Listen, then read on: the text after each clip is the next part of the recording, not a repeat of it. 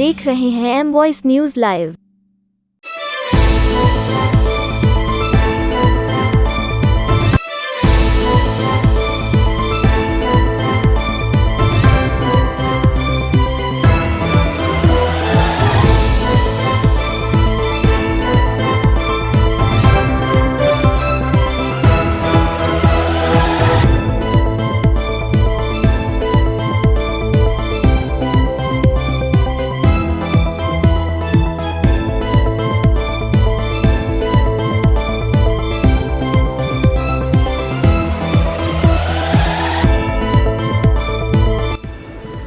All India Kisan Khet मजदूर संगठन ने लखीमपुर खीरी में हुई हत्याओं के विरोध में किया रोष व्यक्त।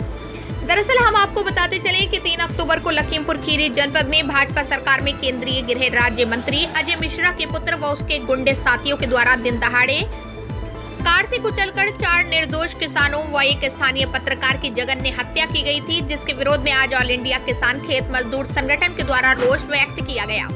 वह मृतक किसानों व पत्रकार को संगठन के द्वारा श्रद्धांजलि दी गई। जनपद मुरादाबाद के अंबेडकर पार्क सिविल लाइंस में एक श्रद्धांजलि सभा व कैंडल मार्च का आयोजन किया गया।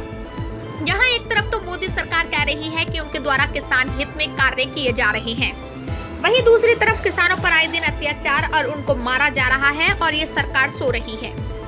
संगठन के द्वारा नरसंहार में मारे गए किसानों व पत्रकार के फोटो पर फूल मालाएं चढ़ाकर कैंडल मार्च और उनको श्रद्धांजलि दी गई।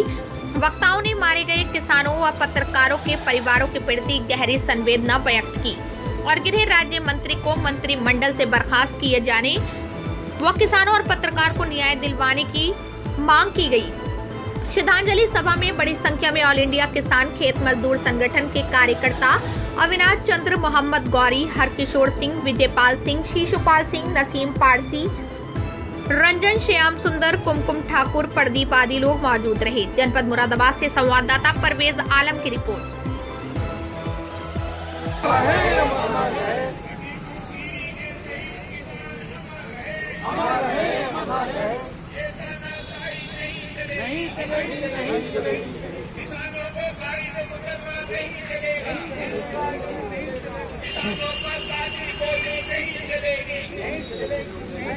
किसान मोर्चा जिंदाबाद, संयुक्त किसान मोर्चा जिंदाबाद। कृषि काले कानून बनाए हैं, हमारे सभी किसान साथी संयुक्त मोर्चा के लोग बॉर्डर पर बैठकर लगभग 1 साल होने को आ गया है, उसका विरोध कर रहे हैं। और जो 2020 विधेयक उन्होंने बिजली बिल बनाया है उसके खिलाफ भी हम लगातार आंदोलन कर रहे हैं। आंदोलन हमारा चल रहा था।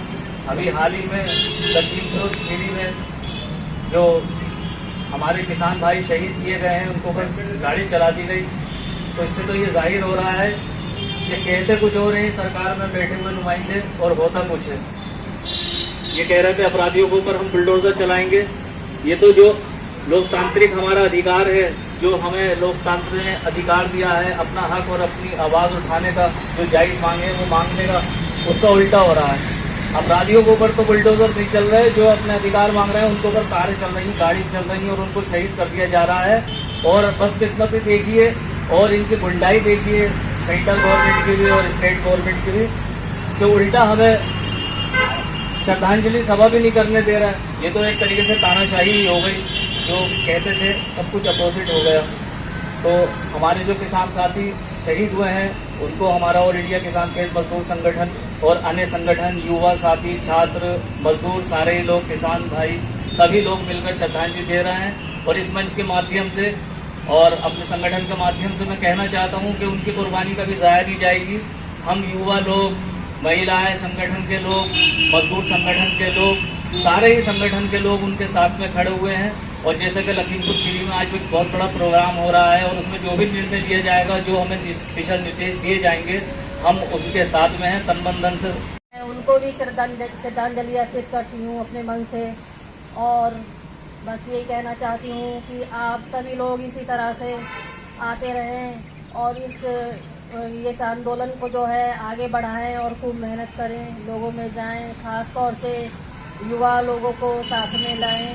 हमारा युवा पीढ़ी जो है वो एक तरह से मोबाइल में लगी हुई है, दिन और रात उसी में मस्त है, ये सरकारों की चाल है जिससे कि देश में क्रांति ना आ सके, हम लोग अपने हक ना मांग सकें।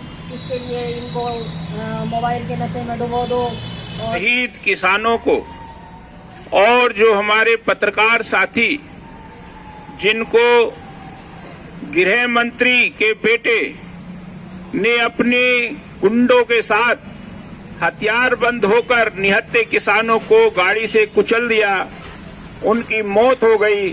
मैं उनको आज यहाँ पर अपने दिल से श्रद्धांजलि अर्पित करता हूँ। साथियों, ये कैसा मुल्क हम बना रहे हैं, हमारे नेता हमारे सामने क्या आदर्श प्रस्तुत कर रहे हैं। जिस मंत्री को इस सरकार ने गृह राज्य मंत्री का ओहदा दिया, जिस पर इस देश के अंदर कानून व्यवस्था बनाने की जिम्मेदारी है, स्वयं लोगों की रक्षा करने की जिम्मेदारी है, वो स्वयं इस देश की जनता को धमकी दे रहा है। उसका बेटा अपने गुंडे साथियों के साथ अपनी गाड़ी से कुचल रहा है। ऐसा कभी दुनिया में देखने को नहीं आया है। ये एक अद्भुत घटना हमारे भारत के इतिहास में है। ऐसा तो अंग्रेजी शासन में भी नहीं हुआ।